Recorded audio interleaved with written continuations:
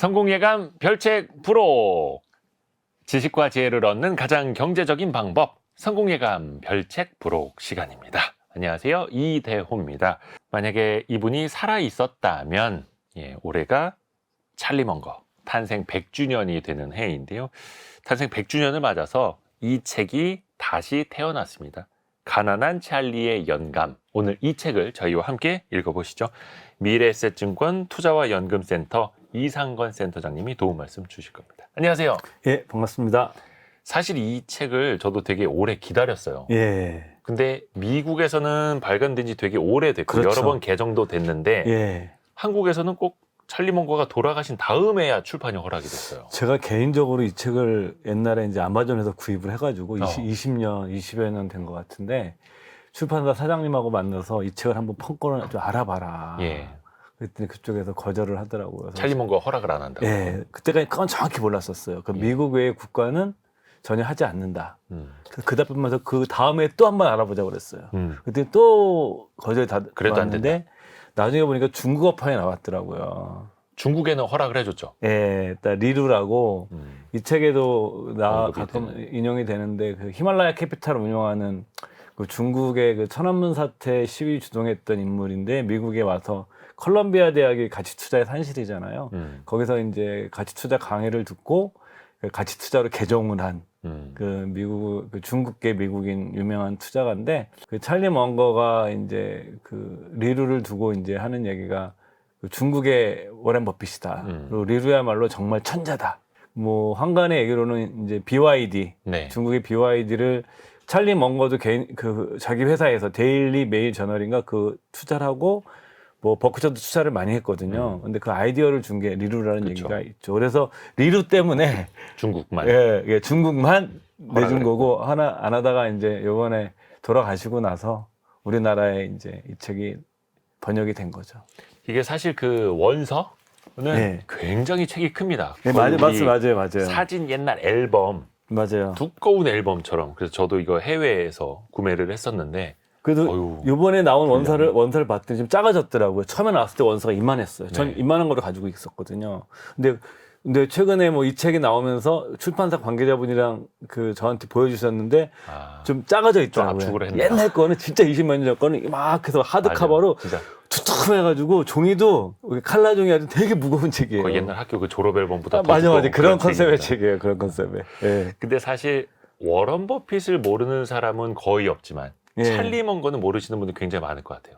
왜 상대적으로 많이 안 알려졌을까요? 그 찰리 먼거란 사람이 스스로 이제 그 버핏의 뒤에 있기를 자처했고 실질적으로 이렇게 많이 나서질 않았던 거죠. 그리고 뭐 성격적으로도 이렇게 세상에 주목받는 걸 그렇게 좋아하는 스타일의 사람도 아니었고 그러다 보니까 그 찰리 먼거가 이제 어찌 보게 되면 투자 산업 역사상 가장 위대한 이인자로 자리매김 될 거예요. 위대한 이인자. 예, 우리가 뭐 정치에는 위대한 이인자로 그 정치적 이념을 떠나서 꼽히는 인물들이 있죠. 뭐 중국의 주울레라든가 존 라이 뭐 이런 사람들은 뭐 굉장히 위대한 이인자라고 얘기를 하고 그 다음에 우리가 뭐 마이크로소프트사의 빌 게이츠 다음에 사장을 했던 스티브 발머도 사실은 그 스티브 잡스가 아니라 그 누구죠? 빌 게이츠가 한 유명한 얘기가 있어요. 나는 딱 한 명의 직원만 뽑았다. 그게 내가 다 한 일이다. 사실은 마이크로소프트사의 모든 직원은 그 이후에 발머가 다 뽑은 거거든요. 관리를 하고. 그래서 이제 발머도 이제 IT 기업에서 가장 위대한 이인자라는 표현을 쓰는데 아마 찰리 먼거가 투자업계에서는 가장 위대한 이인자라고 할 것이고 이 버핏이 이 책 초판에 한 유명한 얘기가 있습니다. 버핏이 항상 하는 얘기인데 네. 그 당신보다 더 똑똑하고 현명한 사람을 찾아라. 그런 사람을 찾은 다음에 그 우월성을 과시하지 말라고 요청하라. 그러니까 너무 똑똑한데 너무 똑똑한 잘난 척은 척하지 하지 말고. 말라고 요청을 해라. 그래야 그 사람이 그 사람의 생각과 조언에서 나온 수많은 성과에 대한 공을 누릴 수가 있다. 그러니까 바로 이제 자기가 이 찰리 먼거가 자기가 선택했던 사람인 거죠. 그렇죠. 그래서 어떻게 보면 찰리 먼거가 없었으면 지금의 버크셔 해서웨이도 없었을 것이다. 예. 이렇게도 생각을 하는 거죠. 물론 이제 지금의 버핏은 찰리 먼거가 없었어도 지금의 그러면 버핏이 어마어마한 되었을 성공을 것이다 했을 것인데 라고 예, 그 성공의 규모가 조금 줄어들었겠죠. 예, 근데 그건 이제 멍거가 스스로 하는 말이죠, 계속해서. 예, 근데 이제 저 스스로도 찰리 멍거를 굉장히 이제 존경합니다만 멍거가 없었다면 지금의 워런 버핏 스타일도 완성이 안 됐었을 것 같아요. 그 사실 멍거랑 이 버핏의 만남 같은 것도 이렇게 이 책에서 살짝 나오지만 네. 그 뭐 버핏의 자서전 같은데 그런 내용 자세히 나오는데 사실 이제 첫눈에 반한다고 그러잖아요. 그러니까 그런 만남이었던 거예요. 불꽃이 튀는 만남이고. 이게 남녀 간의 관계가 아니라. 그쵸. 딱 알아본 거죠. 음. 선수는 선수끼리 알아본다고. 고수끼리. 그 사이에 의사가 한 명 있습니다. 예. 그 의사가 이제 버핏 파트너십의 고객이 되는 사람인데 이 사람한테 그 의사인데 옛날부터 알던 의사인 거죠. 그 부모님 때부터. 그래서 내가 사모펀드 운용하는데 가입해 달라고 그러니까 의사가 그냥 성큼 가입해 줬거든요. 왜 이렇게 쉽게 결정해 줬냐 그러니까 내가 당신 같은 스타일의 사람을 한 명 안다. 먼 거를 하는 애가 있는데 똑같기 때문에 비슷해서 내가 그냥 당신한테. 가입한 거다. 그래서 그 의사가 나중에 먼 거가 왔을 때 소개시켜 주죠. 그렇죠. 그래서 거기서 딱 만나게 되죠, 둘이. 그렇죠. 아주 오랜 인연입니다. 사실 예. 찰리 멍거랑 워런 버핏은. 그쵸. 또 당시는 몰랐다고는 합니다만 워런 버핏의 할아버지가 운영하는 상점에서 예. 찰리 멍거가 유년 시절에 아르바이트를 하기도 알바했었죠. 했었고. 그리고 둘 다 그 자기들이 소매업에 몸으로 하는 일과 소매업에 재능이 없다는 걸 알았다고 얘기를 하죠, 둘 다.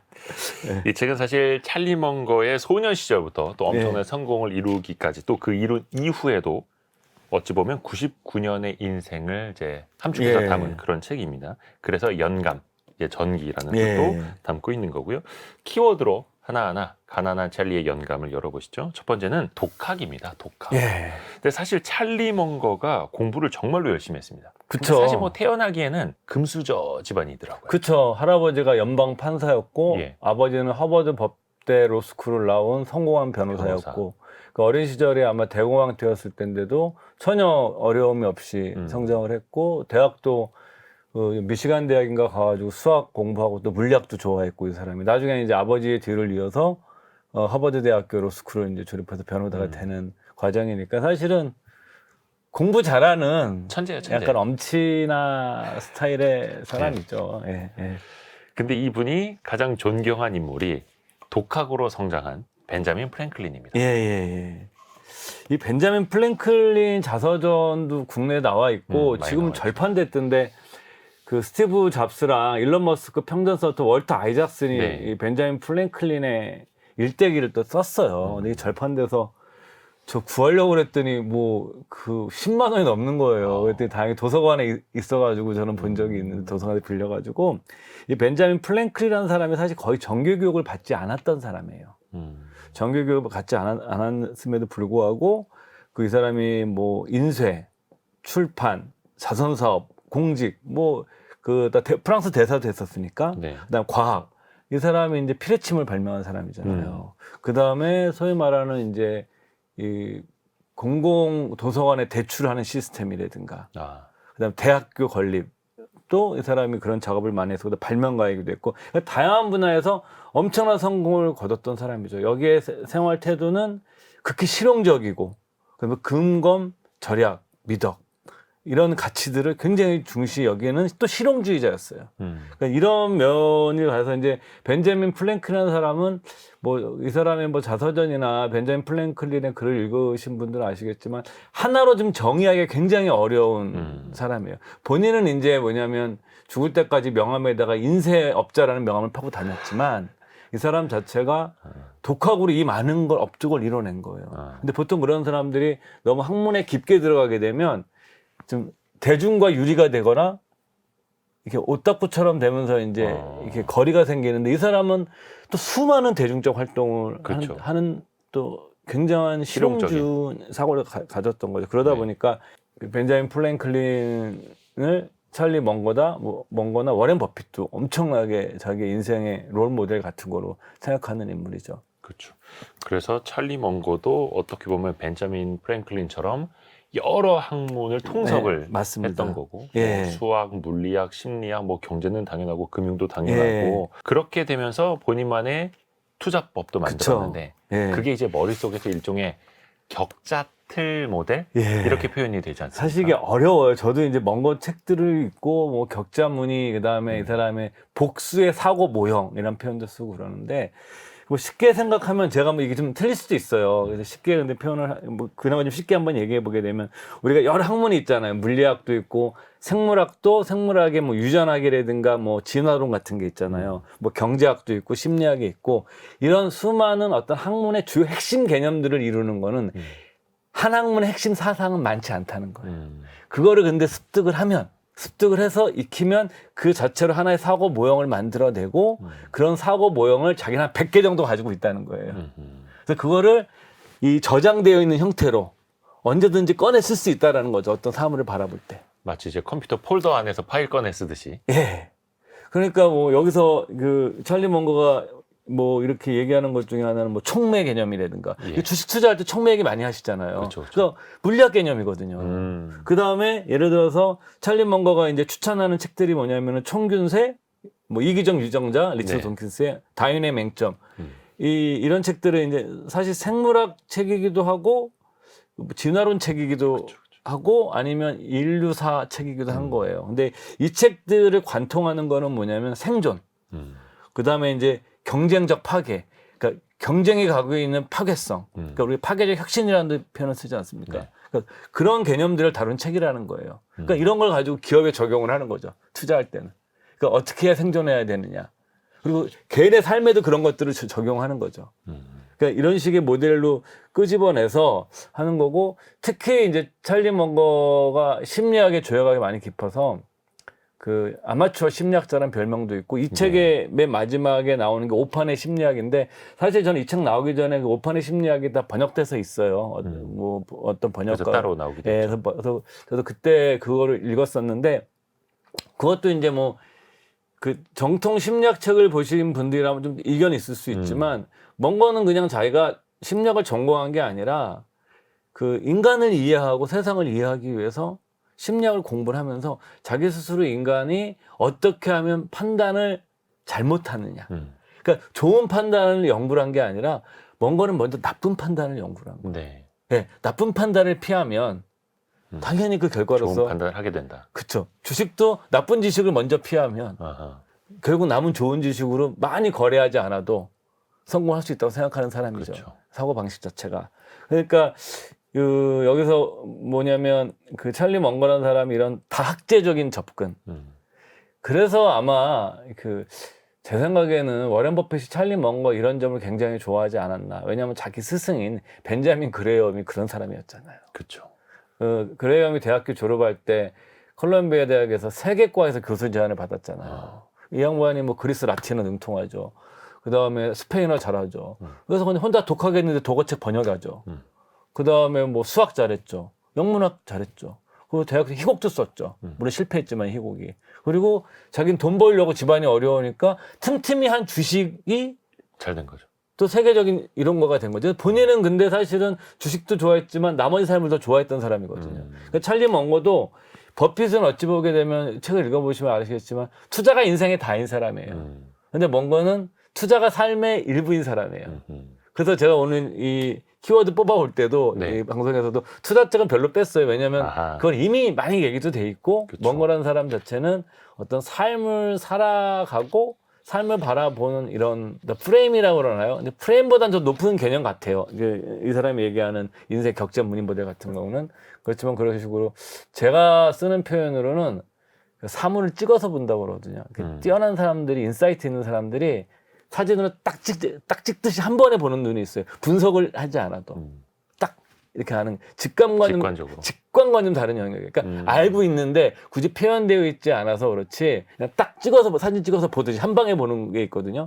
그런 거를 뭐 그 옛날에 일본에서는 기업 경영에 관해서는 이제 그 노나카 이쿠치로라는 일본의 유명한 경영학자가 썼던 표현이 암묵지라고 표현되진 않았지만 숨겨져 있는 지식인 거죠. 그렇게 해서 이제 통찰력이 나오는 건데 예. 뭐 그거는 하루 이틀 만에 완성이 되는 건 아니고 예. 또 찰리 먼거도 워낙에 그 입체적으로 보면 종합적으로 이제 사고를 하기 때문에 예, 그게 예. 가능했던 건데 그래서 더더욱이 일반 투자자들에게는 찰리 먼거식 사고라든지 찰리 예. 먼거식의 투자가 또 쉽지 않은 거죠. 그대로 따라하기가. 쉽지 않아요. 이거는 네. 사실은 찰리 먼거가 이제 자기가 투자에서 자주 쓰는 표현 자체가 아니라 깔고 앉는 투자다. 그러니까 이제 인생에서 종목은 몇 개만 거래하면 되고 그리고 깔고 앉아서 기다리면 된다라는 건데 그 몇 개를 찾아내고 그 깔고 앉는 오래 기다릴 수 있는 힘. 제가 우리 사회자분께 뭐 여쭤볼게요. 종목 네. 사가지고 제일 오래 보유한 게 한 몇 년 정도 보셨어요? 글쎄 한 2년 반 정도. 그쵸. 제 생각에 3년 보유하기도 쉽지 어려워요. 않아요. 쉽지 않습니다. 제가 얼마 전에 아시는 분이 한 종목을 10년째 보유하고 있거든요. 그래서 이제 그 종목이 이제 10년을 보유하셔서 지분이 5%까지 올라갔어. 그래서 제가 보게 되면 종목 발굴하기 대단한 게 아니라 10년 동안 그렇게 가만히 있는 게 정말 힘든 거거든요. 그쵸. 우리 하고 싶거든요, 뭔가. 그죠? 그쵸. 뭔가 하고 싶은데 그래서 찰리 먼거식이 제 생각에는 정말 쉽지는 않다. 그러니까 저런 식의 삶의 태도는 배워야 되죠. 뭐 특히 배움, 독학, 학습하는 태도, 그 다음에 이따 또 설명드리겠지만 일단은 먼저 나쁜 것을 하지 않는, 먼저 일종의 역에서 거꾸로 생각하는 이런 것들은 배워야 되겠지만 먼거처럼 그렇게 투자를 하기는 어렵죠. 그리고 먼거는 평생 술 담배를 안 했어요. 평생 술을 안 먹었던 사람이, 그러니까 약물을 싫어해요, 기본적으로. 약물에 중독되는 사람들. 이 책에도 나와요. 내 어렸을 때 친구들 중에 술 때문에 이미 두 명인가 세 명이 죽었고, 한 놈이 반병신 돼 있다. 이런 식의 표현이 나와요. 싫어해요, 그런 거를. 이어지는 키워드가 그 비슷한 이야기이기도 합니다. 인생의 원칙이 투자의 원칙이라는 이야기인데, 그 거꾸로 생각하기 기법. 이것도 찰리 먼거가 굉장히 많이 강조를 하죠. 그래서 잘 되는 케이스보다는 오히려 안 되는 케이스를 먼저 또 공부하기도 하는 거고요. 그 찰리 먼거가 이제 자주 하는 농담 중에 내가 어디서 죽을지 알았으면 좋겠다. 거기는 절대 가지 않을 테니까, 안 갈 테니까. 거기 안 가면 안 죽으니까 이런 얘기를 하는 건데 이 사람이 여기서 나오는 것 중에 하나가 자기 아들인가 그 고등학교죠. LA에 있는 하버드 스쿨, 대학이 아니라 스쿨. 그 고등학교 졸업식 축사에서 강의를 하는데 보통 성공한 사람이 가면 여러분들이 인생을 이렇게 살아야 성공하고 잘못을 이렇게 해야 된다 얘기를 하는데 먼건 강의 주제가 그게 아니었어요. 어떻게 하면 인생을 불행하게 확실하게 사는가를 가르쳐주는 겁니다. 어떻게 하면 확실하게 불행해지는가. 확실히 불행해진다. 네. 그래서 저는 사실은 이 책에서 그 연설문이 제일 전 좋아요. 확실하게 니들이 이걸 하면 불행해진다. 이걸 알면 먼저 불행을 피하는 게 더 중요하다. 그래서 첫 번째가 뭐냐면 신뢰할 수 없는 사람이 되어라. 자신이 맡은 일을 충실히 수행하지 말라. 이거 거꾸로 해석하셔야 됩니다, 여러분. 그러면 너는 불행해진다.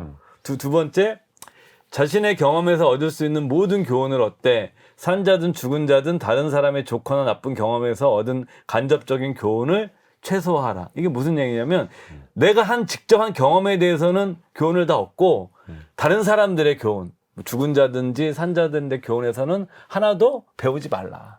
그러니까 네 것만 생각해라. 그러면 이제 실패한다. 그렇게 하면 불행해진다. 그래서 뭐 이런 거죠. 음주운전하고 사이비 종교에 빠지고 난폭 운전해가지고 사지가 절단된 이런 사례를 보고 배우지 말라는 거예요. 그래서 니들이 불행해지고 싶으면 음주운전하고 거꾸로 사이비 종교에 빠지고 난폭 운전해서 사지가 절단되라. 그럼 니들이 불행해진다 이런 거죠. 이거 거꾸로 해석하셔야 됩니다. 그러니까 이런 얘기를 하는 거예요. 그 고등학생들한테. 네. 그 다음에 이제 뭐 조직에 대한 얘기인데 전임자들의 명백한 실수를 반복해라. 반복해서 사업 실패하는 거 이런 것도 그런 얘기고요. 또 재미난 게 이런 얘기인 거죠. 처음에 성공하지 못할 거라면 행글라이딩은 안 하는 게 좋다. 처음에 성공하지 못하면 행글라이딩 어떻게 돼요? 그냥 죽음으로 가는 거죠. 그쵸, 가는 거죠. 그 음주운전이나 예를 들어서 난폭 운전에 사지 다 잘리는 거 이런 거는 그런 일이라는 거예요. 그러니까 처음에 성공하지 못하는 행글라이더인 것 같다라는 거죠. 이런 걸 보고 왜 안 배우냐는 거죠. 그래서 세 번째는 뭐냐면 저는 이게 되게 좋아하는 문장이에요. 개인적으로. 삶의 투쟁에서 첫 번째나 두 번째 또는 세 번째를 밀려났을 때 엎드린 채 그대로 있는다. 그냥 내가 어떤 인생의 역경이나 굴곡이 왔는데 그냥 그 역경에 굴복하고 가만히 있는 거예요. 있다면. 근데 이제 먼거가 이런 얘기를 해요. 삶에는 역경이 있다. 그러니까 뭐냐면 저는 이 문장 옛날 처음에 읽었을 때 굉장히 울컥했었거든요. 사람은 인생에서 거리를 울면서 가면서 내 이를 악다물고 눈물을 흘려가면서 참아야 할 때가 있다, 인생에서는. 그것만이 오로지 내가 할 수 있는 일이 그것뿐인 순간도 있다.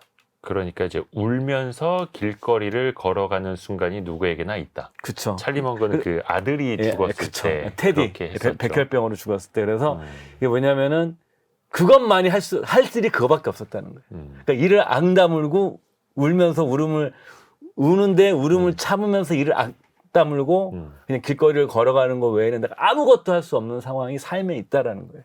근데 그때 예. 역경에 순응하고 그대로 엎드린 채 있으면 삶이 확실히 불행해진다. 맞습니다. 넷째, 예. 거꾸로 뒤집어서 생각하지 않는 것. 여기서 그 먼거가 또 원래 첫 번째 대학을 갔을 때 미시간 대학인가 갔을 때 수학 전공이었어요. 네. 어렸을 때부터 수학도 잘했고. 그래서 위대한 대수학자 야코비란 분, 저도 잘 모르는데 이분이 얘기를 해요. 야코비는 항상 뒤집어라라는 구절을 끊임없이 반복했다. 항상 뒤집어라. 예, 그는 많은 어려운 문제는 거꾸로 푸는 게 가장 좋다고 생각했다. 다윈은 자신의 이론에 반대되는 주장이나 의견을 오랫동안 연구했다. 이것도 굉장히 다윈 얘기도 참 많이 인용을 해요. 이 책에서 보게 되면 사례들을 많이 먼거가 얘기를 하는데 다윈이 이제 종의 기원을 거의 집필을 해놓고 네. 내 주장에 반대되는 거를 수십 년, 10년 이상을 반증이 되는 논리들을 찾아서 자기 이론 계속 해본 거죠. 그러니까 이 뭐냐면 이건 거꾸로 생각하는 거죠. 남의 주장을 통해서 나를 비춰보는 거거든요. 이거는 사실은 학자가 갖기 굉장히 어려운 태도예요. 우리가 이제 위대한 과학 철학자인 칼 포퍼, 뭐 열린 사회와 그 적들을 쓴 인물이죠. 뭐 싫어하시는 분도 있고 저는 굉장히 좋아합니다만 책이 어려워서 그렇지. 칼 포퍼가 한 유명한 얘기 중에 반증 가능성이 없는 것은 과학이 아니다. 그러니까 반증 가능성을 허락하지 않으면 그건 과학이 아닌 거죠. 그건 이데올로기나 종교로 가겠죠. 네. 그러니까 다윈이 이제 그런 인물인 거죠. 그래서 뭐냐면 거꾸로 뒤집는다는 것은 내 사고의 반증 가능성을 열어놓는 거예요. 거꾸로 단순하게 그냥 뒤집어 생각하는 것도 있지만 나의 오류 가능성을 또 인정하는 거예요, 이게. 그래야 내가 반증의 마음을 열 수 있거든요. 왜냐하면 모든 인간은 이 책에도 나오지만 일관성 편향이나 인지 부조가 있기 때문에 내 생각을 유지하려고 그러거나 내 생각과 반대되는 정보가 들어오면 거부하는 게 인간의 본성이거든요. 그렇죠. 근데 그거를 내가 억누른다는 얘기거든요. 근데 그렇게 하지 않고 반증 가능성도 허락하지 않고 제 주변에 찰리 먼거 이 책에서 읽어서 전 너무 좋았던 게 이데올로기의 노예라는 표현을 썼는데 제가 사실 이 책을 읽기 전에 그런 표현을 썼었거든요. 이데올로기나 사이비 종교의 노예가 되면 안 된다, 삶에서. 근데 여기서 뭐냐면 이데올로기의 노예가 된 사람이나 사이비 종교에 빠진 사람들은 반대되는 증거를 무조건 부정합니다. 아하. 그럼 불행해지게 되어 있는 거예요. 그렇죠. 우리 먼거식 논리에 의하면. 그 다음에 마지막으로 객관성을 최소화하라. 자신에게 충실하기 위해 청년 시절의 모든 생각을 유지해야 한다고 생각한다면 무지를 극대화할 뿐만 아니라 사업에서의 불쾌한 경험을 통해 불행을 얻는 길로 안전하게 걸어 들어갈 것이다. 그러니까 뭐냐면 내가 젊은 시절에 내가 충실해 이런 생각 갖고 있었어. 끝까지 고집할 거야. 그렇게 되면 불행을 얻는 길로 안전하게 걸어 들어가시게 된다는 거죠. 그러니까 이거를 알면 이게 이제 우리 책 중에 베스트셀러였던 책 중에 Say No 라는 분도 계시잖아요. 제가 이제 세너 선생님 뵀을 때도 그런 얘기 했었거든요. 이런 약간 비슷한 괴인데 사람들이 부자가 되는 법을 배우려고 그러는데 잘못됐다. 그래서 제가 뭡니까 그랬더니 부자가 되는 법 이전에 가난해지지 않는 법부터 배워야 된다. 찰리 먼거식 사고네요. 그렇죠. 거의 제가 보기엔 좀 대가들은 좀 이런 사고들이 있어요. 그러네요. 예.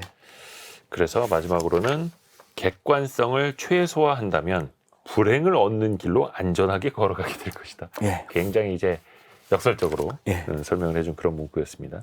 또 찰리 먼거가 굉장히 또 경계하는 것들이 많았습니다. 요즘으로 따지자면 특히 이제 투자할 때 남의 말을 믿고 따르거나 결국은 그러다가 이제 뭐 잘 되든 잘 안 되든 또 주변에서는 뭐 주식이나 코인으로 대박을 쳤다라는 사람들의 이야기를 들으면 또 마음이 또 막 흔들리지 않습니까? 누구나. 근데 찰리 먼거는 정확히 이런 것들을 경계하고 또 지적을 했었어요. 그 찰리 먼거가 아마 저희 같은 이 평범한 사람들한테 주는 저는 가장 훌륭한 삶의 조언은 제 생각에 능력 범위라는 개념 같아요. 능력 범위. 예. 그러니까 능력 범위라는 게 먼거가 이제 한 얘기 중에는 이 책에서는 그 문제가 안 나요. 어디 인터뷰에서 했던 이야기인데 능력 범위라는 게 내가 알고 있는 거와 모르는 거를 이제 구별하는 거잖아요. 그렇죠. 내 능력이 어디에 위치해 있느냐. 근데 먼거가 한 얘기는 뭐냐면 가장 중요한 건 알고 있는 영의 경계선을 아는 것이다. 그죠. 경계선 하는 게 되게 중요하다. 내가 아는 것을 알고 모르는 것이 무엇인지를 아는 것. 예. 그리고 두 번째는 그 경계선을 아는 게 되게 중요하다. 근데 사람들이 잘 몰라요, 이거. 저도 사실은 제 능력 범위가 어디라는 걸 잘 모르거든요. 확실하게.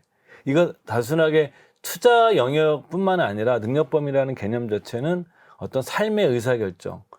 그렇기 때문에 자기가 모르는 것을 흔쾌히 배우려고 그러거든요. 능력 범위를 이해하는 사람들은 태도를 그 평생 배움의 태도, 그 벤자민 플랭클린의 가장 중요한 정신 중에 하나거든요. 그게 평생 배움이라는 개념이. 네. 뭔가가 또 그 개념을 숭배했고.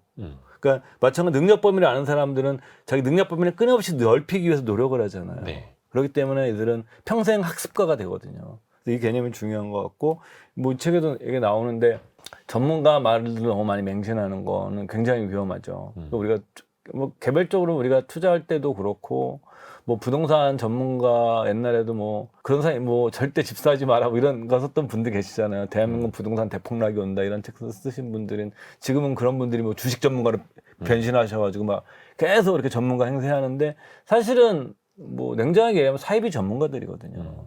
그러니까 그 전문가들을 내가 왜 근데 전문가에 속느냐? 내가 아는 것과 모르는 것을 구별하지 않으면 전문가의 권위에 사람들은 맹종하게 되어 있어요. 인간이라는 존재가 위계 속에서 살고 있기 때문에 어떤 권위적인 상황이 발생하게 되면 본능적으로 그 복종하는 태도를 보입니다. 우리가 되게 비합리적인 것처럼 보이지만 그게 왜냐하면 인간은 위계 질서에서 이 책에도 나오지만 위계 질서에서 진화해온 존재이기 때문에 그런 것이 어떻게 우리 DNA에 내재되어 있는 거예요.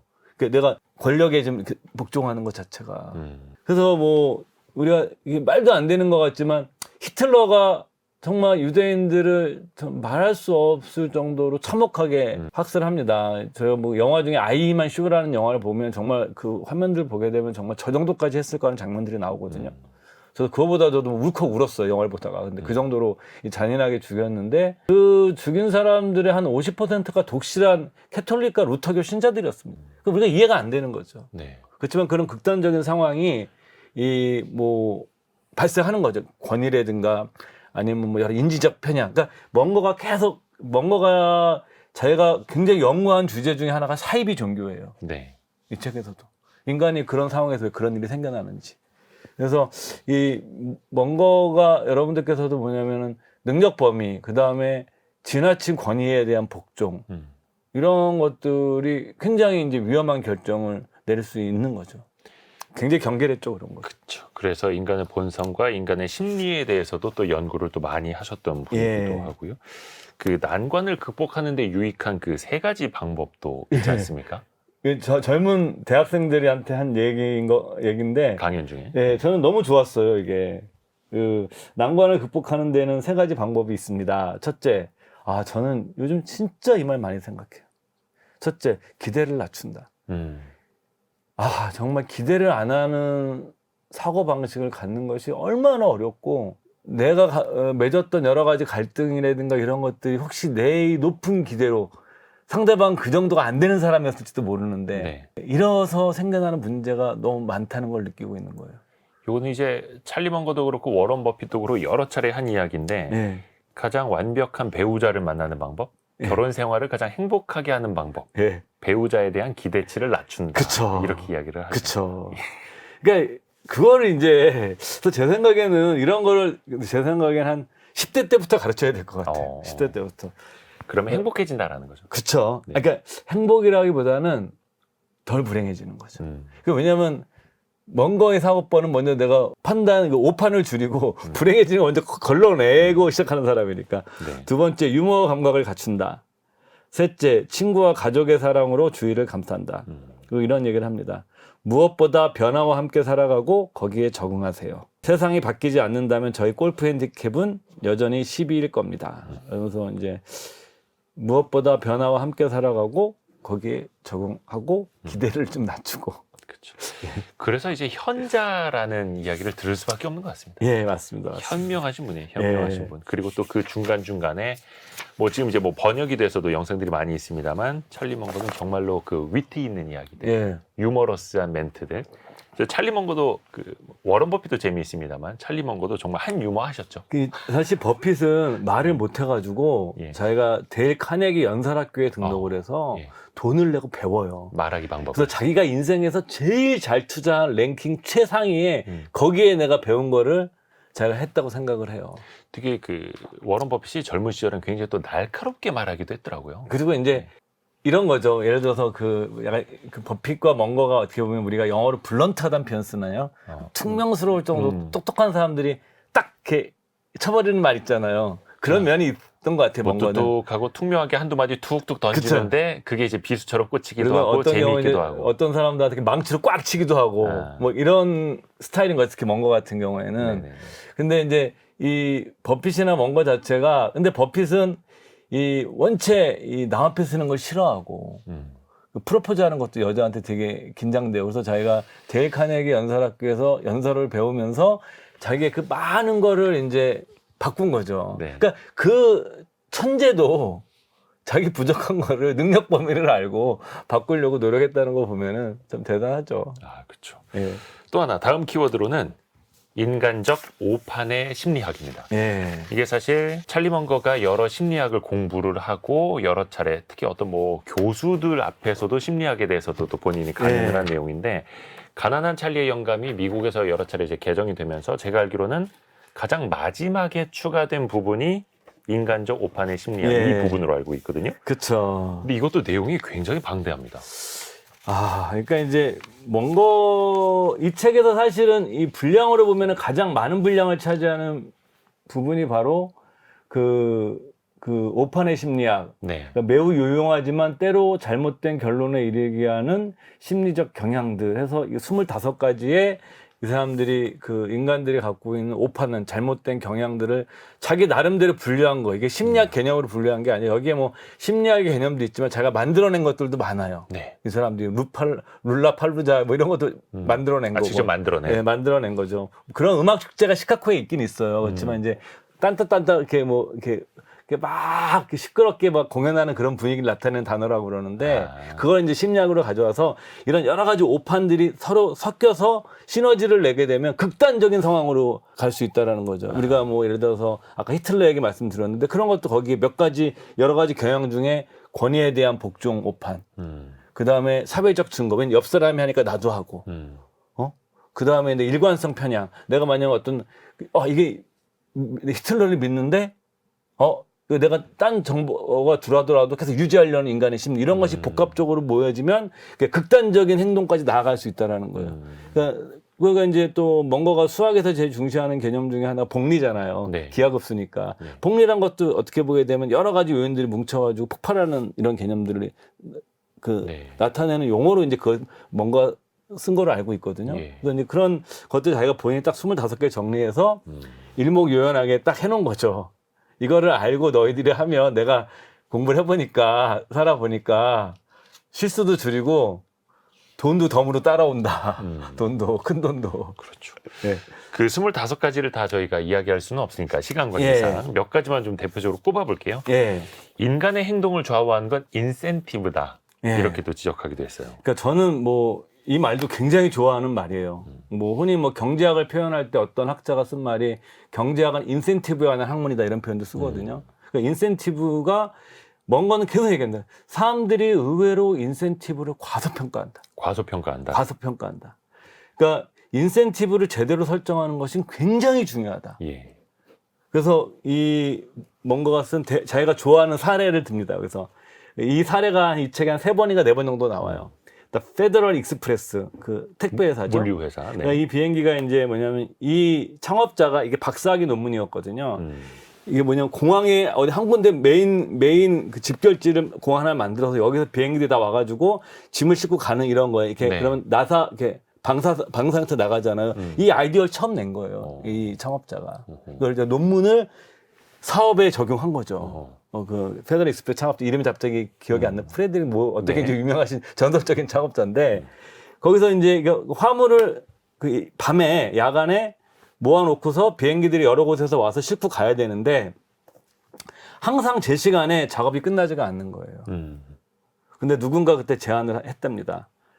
급여를 줄 때 작업 시간이 아니라 작업 물량으로 바꾸고 모든 물량을 처리하면 바로 퇴근해도 된다라는 아이디어를 낸 거죠. 인센티브로 바꾼 거죠. 인센티브를 몇 시간 동안 일하면 급여를 주는 곳에서 일을 얼만큼 양으로 준 이 인센티브를 바꿨더니 뭔가의 표현 하룻밤 사이에 모든 문제가 다 해결됐다.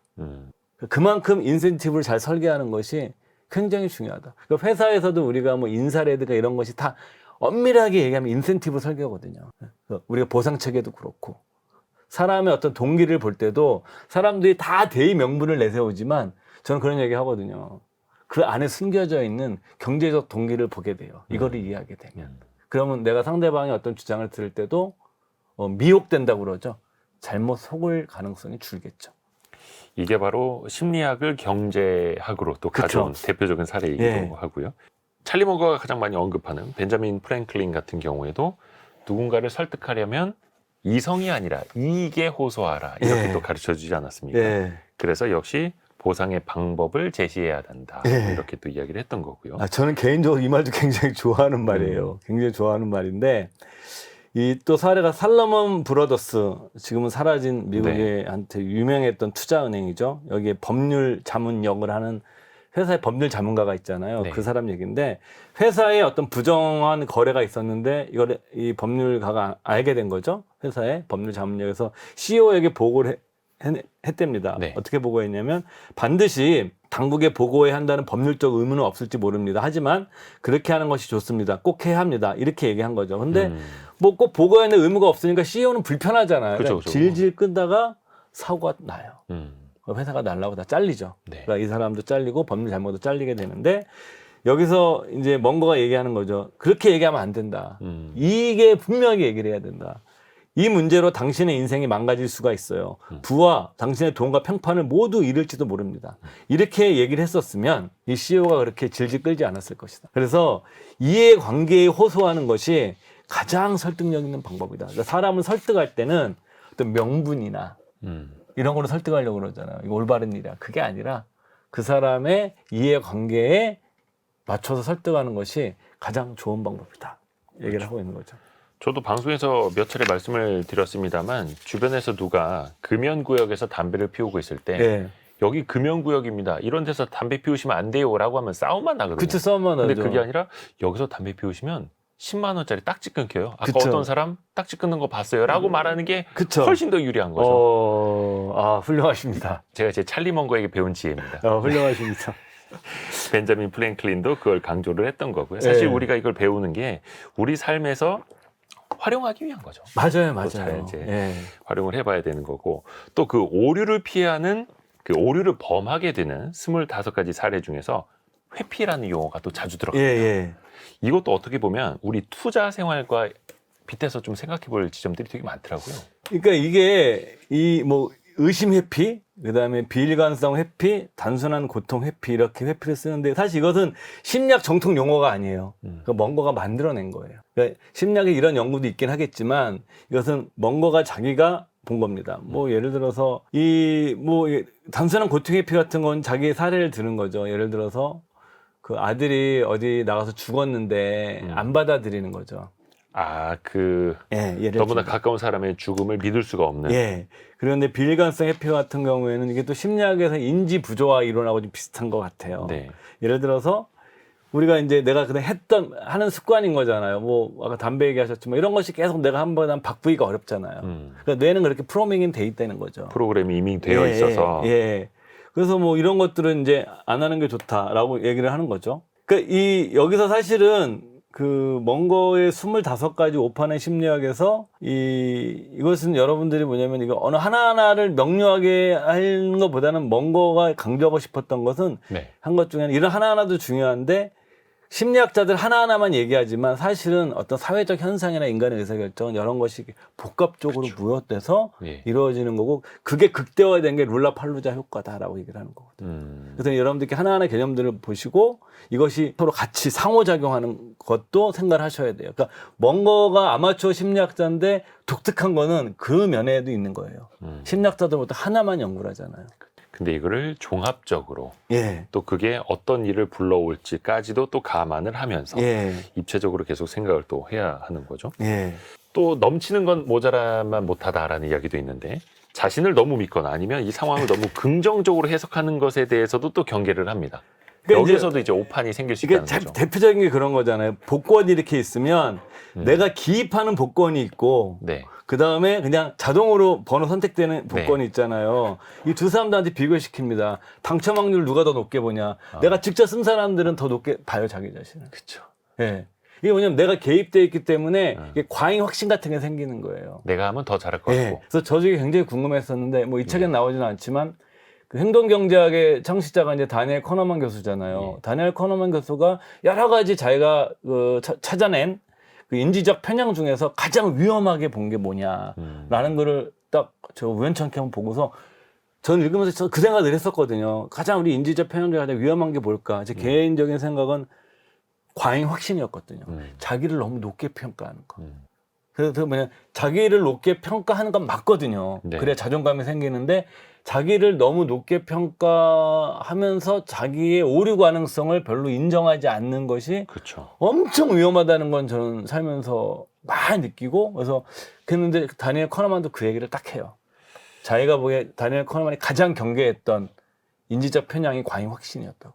그러니까 여기서도 이제 이 내용들을 하는 거예요. 사람들이 그리고 이제 뭐 이 과잉 확신을 나타내는 또 개념 중에서는 뭐 소유효과 같은 것도 유명한 거죠. 내가 가지고 있는 물건들을 더 높게 평가하는 거죠. 그게 이제 머그컵 실험.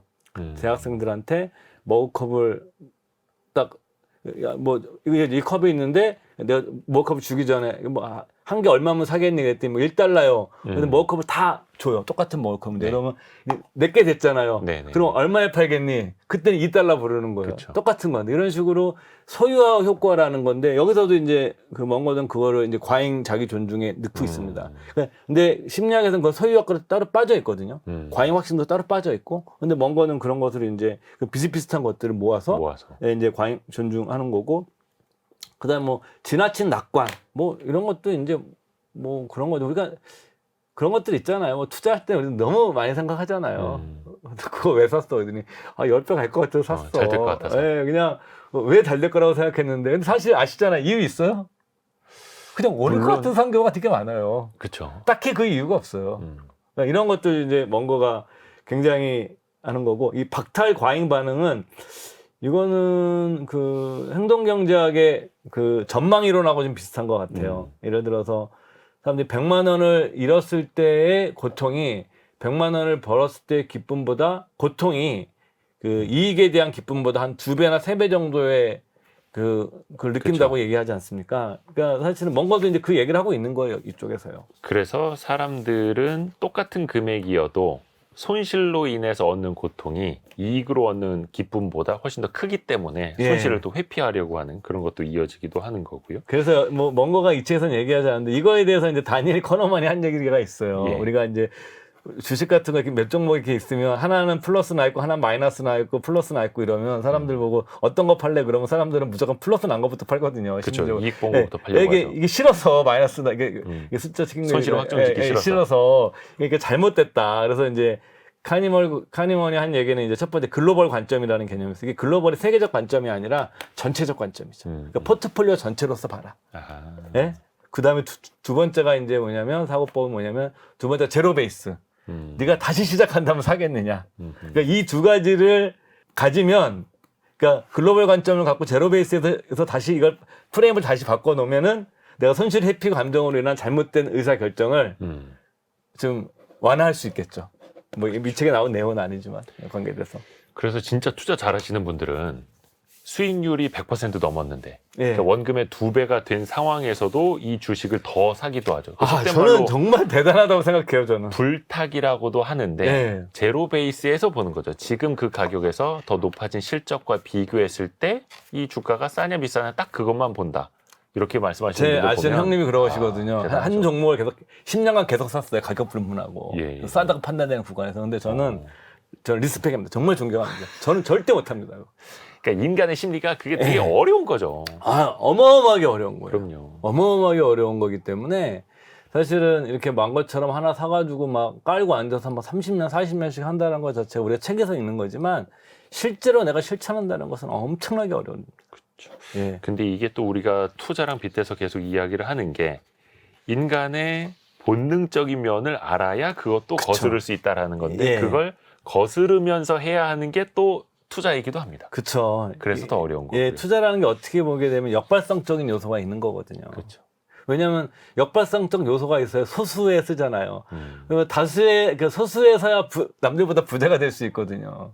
근데 그 소수인 상황에 놓여내는 있을 때 그걸 견뎌내는 힘 자체가 사실은 그게 내공이죠. 그게 내공이죠. 그렇게 극소수의 인간인 분들이 이제 뭐 찰리 먼거, 워런 버핏 네. 이런 거고요. 그거 안 되시는 분들은 인덱스 하셔야죠. 그렇죠, 그렇죠. 예. 그래서 이제 심리적으로 또 아예 그냥 뭐 DNA가 다를 수도 있으니까요. 다만 예. 그것도 어느 정도 공부를 하면 알게 된다. 그쵸. 체득할 수 예. 있다라는 거. 그 기업의 사회이사들도 어떻게 보면 이제 이사회에 들어가서 항상 찬성표만 던진다. 누구 눈치만 본다. 이런 예. 지역들 많지 않습니까? 예. 언론을 보면. 예. 근데 그것도 찰리 먼거는 그럴 수밖에 없는 이유도 찾아서 설명을 해줍니다. 예, 미국이 이런데 한국은 얼마나 더 하겠습니까? 사실 예. 미국에서도 이렇게 우리가 미국 때 배워야 된다고 그러는데도 거기서도 이제 이런 문제가 있는데 한국은 정말 오죽하겠습니까, 진짜 이 사회가. 근데 여기서 얘기하는 것 중에 사회적 증거의 영향이에요. 예를 들어서 뭐냐면은 그 쉽게 생각하잖아요. 이 사람이 다 이 의견을 냈는데 거기서 내가 남들도 다 하는데 나만 안 하기가 쉽지 않아요. 네. 그래서 여러분들 우리가 그것도 홈쇼핑과 비슷한 거예요. 홈쇼핑 쇼호스트 분들이 그러잖아요. 이 물건 여러분들 지금 100만 개가 팔렸습니다. 그게 사회적 증거라는 그 기법의 심리학에 많은 분들이 선택하고 이런 거죠. 계십니다. 물건 팔 때 이거 누가 한 거예요. 그리고 또 이런 거잖아요. 누구도 쓰고 있다. 그리고 연예인 이거 누가 바른 화장품 모르세요? 이런 것도 일종의 사회적 그 증거의 경향. 증거고 이게 또 압력으로 작용을 해요. 이런 것들 자체가. 알게 모르게. 그러니까 이런 것도 거기에 영향을 미친다. 근데 이것이 나쁜 것만 있는 건 아니에요. 여러분들은 뭐 예를 들어서 어디 갈 때 내가 모르는 데 갔을 때 어디 찾아가는데 관광지 네. 해외여행 가보시면 알잖아요. 관광지 찾아갈 때 그냥 사람들이 많이 가는데 따라가면 되잖아요. 네. 그러면 그 사회적 증거가 그때는 올바르게 작동할 수 있는데 때때로 이것이 이렇게 오작동 되는 거죠. 그 오작동 되는 걸 저희가 인지하고 생각하고 그 피하려고 하는 게 중요한 거죠. 뭔가 계속 그 얘기를 하고 있는 거니까. 그렇죠. 예. 이게 사실 원시 시대 때부터 무리에서 떨어지거나 나만 튀었을 경우에 맹수의 먹잇감이 될 수 있기 때문에 그럼요. 어떻게 보면 그 무리와 어울리고 사회적 증거의 경향 속으로 들어가려는 게 또 인간의 본성 그쵸. 중에 하나이기도 그러니까 한 거고요. 인간이 그렇게 사회적 협력을 하지 않았으면 우리가 이제 그 침묵을 지키는 것도 일종의 협력의 방법이거든요. 그래서 우리가 뭐냐면 어떤 일을 했을 때 그 폭행 같은 거 이루어졌을 때 사실 의외로 침묵하는 상황이 많은데 그 하는 사람들은 그거를 뭐냐면 자기 지지로 해석하는 경우도 있어요. 자기 지지로. 자기 인정으로 해석하는 경우도 있어요. 다른 사람들이 특히 이제 침묵하고 우리가 있으니 옛날에 이념 문제라든가 종교 이런 데서는 다 그렇게 침묵도 날 지지로 해석할 수가 있는 거예요. 근데 그리고 그것도 편향인데. 그쵸. 근데 거기서 내가 목소리를 내는 게 얼마나 힘든 일이겠어요, 인류가. 그렇지만 또 인류가 먹고 살기 위해서 협력을 했을 때 생존에 더 유리했던 거죠. 그렇죠, 그렇죠. 그런데 이것이 어떤 상황에서는 이런 협력이 지나치게 압력으로 작용해서 부당한 일도 하게 되는 거죠. 그리고 주식 같은 것도 그런 압력에 못 이겨서 사게 되고. 사게 되는 거죠. 뉴스에서 계속 이제 뭐 비트코인 가격이 어떤 데만 나오면 나만 안 사면 큰일 날 것 같고. 예, 저도 지금 매일 한 소리 듣고 있습니다. 집에 같이 사는 사람이 비트코인 사자고 그랬는데 저는 그런 거 왜 사냐고 매일 듣습니다. 요즘 매일 지청구를. 근데 그렇게 듣는 소리에 마지못해 선택을 했는데 이제 꼭지를 잡게 되고. 근데 저희 같은 사람 못 되고. 사죠. 저희 같은 사람 못 삽니다. 근데 이제 그것도 사회적 증거의 경향이라는 그쵸. 것도 예. 찰리 먼거가 또 이제 쓴소리와 함께 예. 이 책에 섞어놓은 이야기이기도 합니다. 예. 혹시 센터장님께서 첨언하고 싶은 오판의 예가 있다면 또 어떤 게 있을까요? 그러니까 오판도 오판인데 예. 이 책에는 언급이 안 돼 있는데 얼핏 언급은 되어 있는데 찰리 먼거와 스토아 철학이 굉장히 조예가 깊었고 요즘 실리콘밸리에서 핫하게 뜨고 있는 게 그 철학 분야에서 스토아 철학이고 스토아 철학이거든요. 예. 스토아 철학에 이제 얘기하는 행복의 본질을 우리처럼 얘기하는 즐거움 이런 행복감 이런 게 아니거든요. 네. 스토아 철학에서 얘기하는 행복감은 제가 잘은 모르지만 이게 평정심이에요. 어떤 상황이 오든 간에 평온함을 유지할 수 있는 자기 마음의 상태를 그리고 흔들리지 않는 마음의 상태를 행복으로 간주했고 사실은 찰리 먼거가 그런 평정심 이런 거에 대해서 굉장히 스토아 철학의 아이디어들을 그 좋아했고 실천하려고 그랬던 거라고 알고 있어요. 그래서 여러분들이 뭐냐면은 요즘같이 막 시장이 너무 어렵고 이럴 때 막 정말 너무 막 미장은 막 오르고 비트코인 날라가고 국장은 너무 힘들고 막 너무 이게 복잡하잖아요. 그렇죠. 이럴 때 우리가 이제 생각해 볼 수 있는 게 뭐냐면 왜 먼가와 같은 인류 투자가가 평정심을 인생의 중요한 뭐 과제나 목표로 생각을 했을까 그런 생각 들고 싶고 두 번째 제가 이제 아까 처음 말씀드렸던 건데 제가 제일 싫어하는 편향은 과잉 확신이에요. 자기를 지나치게 높게 평가하는 것. 그러니까 자기를 존중하되 그러니까 건전한 회의론의 입장에서 자기의 오류 가능성을 인정하는 삶의 태도. 저는 잘 못하고 있습니다. 못하고 있는데 이게 우리가 먼거가 우리한테 주는 뭐 아니면 저한테 주는 거죠. 저한테 주는 그 삶의 교훈 같아요. 가난한 찰리의 연감. 드디어 우리나라에 출간된 책 함께 읽고 계시는데요. 이 책을 관통하는 핵심 구절도 한번 읽어보겠습니다. 이 부분은 센터장님께 직접 한번 부탁을 드려볼게요. 예, 무엇보다 절대 자신을 속이지 말고 자신이 속이기 가장 쉬운 사람임을 명심하라. 이건 어떤 의미인지 또 어떤 의미로 이 구절을 선택하셨는지요? 그러니까 사람들이 네. 저를 포함해서 자기 자신을 안다고 생각하지만 의외로 자기 자신을 잘 몰라요. 그러니까 그래서 우리 스스로 어떤 의사결정을 할 때 그러니까 나조차도 속이고 있다는 것 자체를 모를 때가 있어요. 근데 그런 경우들은 거의 다 안 좋은 결과를 낳는 것 같아요. 그래서 뭐냐면 나를 보다 더 잘 알려고 노력해야 되는 거. 그런 차원에서 뭐 그 어찌 보면 능력 범위하고도 관통되는 맥락이 관통되는 그런 맥락이 있는 것 같은데 그래서 보다 좀 자기 자신을 더 많이 들여다 보았으면 좋겠다는 취지에서 이 문장을 골라봤습니다.